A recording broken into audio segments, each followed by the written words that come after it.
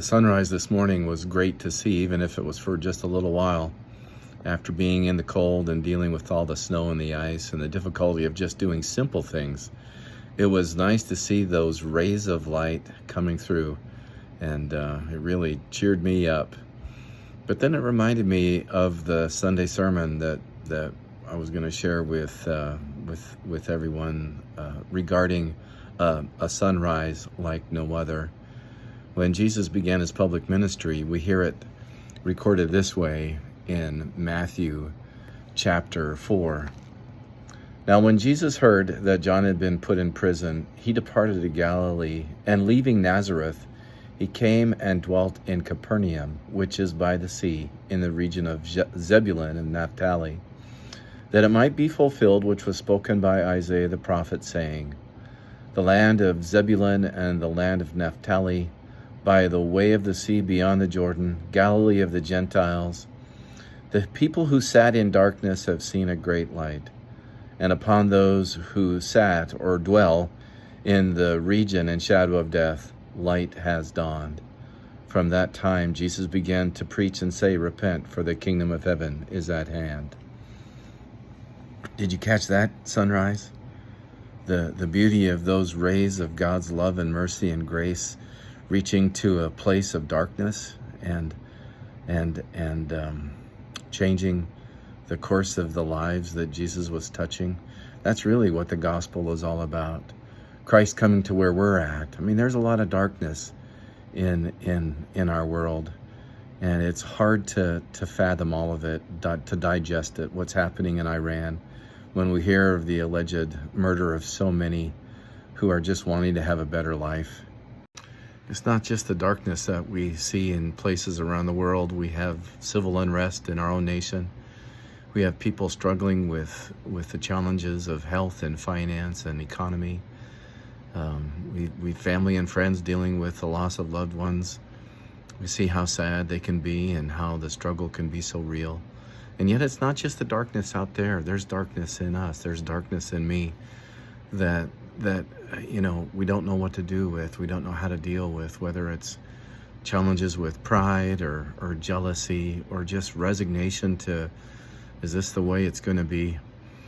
And yet it's to those very places that Jesus can reach with his grace and mercy and love. I mean, how many ways have we received and been blessed by the rays of his grace in word and sacrament over the years of our lives? How many ways have we learned to pray about the darkness that we see going on the news that we hear going around the world? And even the darkness in our own lives, we're learning to deal with even that differently. In Ephesians chapter 5, verses 8 through 14, Paul writes this, For you were once darkness, but now you are light in the Lord. Walk as children of light, for the fruit of the Spirit is in all goodness, righteousness, and truth, finding out what is acceptable to the Lord. And have no fellowship with the unfruitful works of darkness, but rather expose them. For it is shameful even to speak of those things which are done by them in secret, but all things that are exposed are made manifest by the light, for whatever makes manifest is light. Therefore he says, Awake you who sleep, arise from the dead, and Christ will shine on you. Paul says, once we were darkness, and now we're light in the Lord. Walk as children of light. And so what does that mean? It means that we keep looking to Jesus and receive the rays of God's mercy and grace and love and forgiveness from him.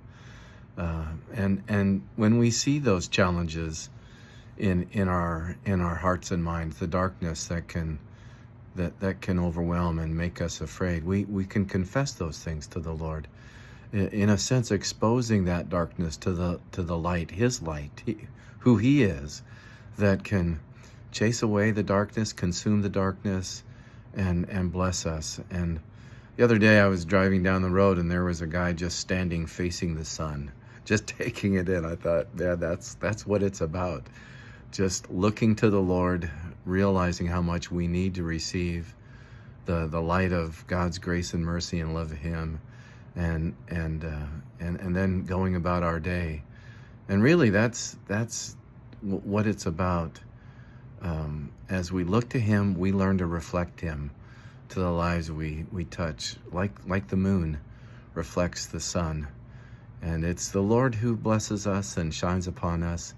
And as we look to him, others can look at him as well. So it's cold out there. It's dangerous to drive. So I'm praying for your safety, that you'll be blessed. And even if those simple things are hard to do, we can do so and find in those things how God is caring for us through the gift of his Son, who comes to where we're dwelling, who comes to where we're at with the rays of God's love and grace.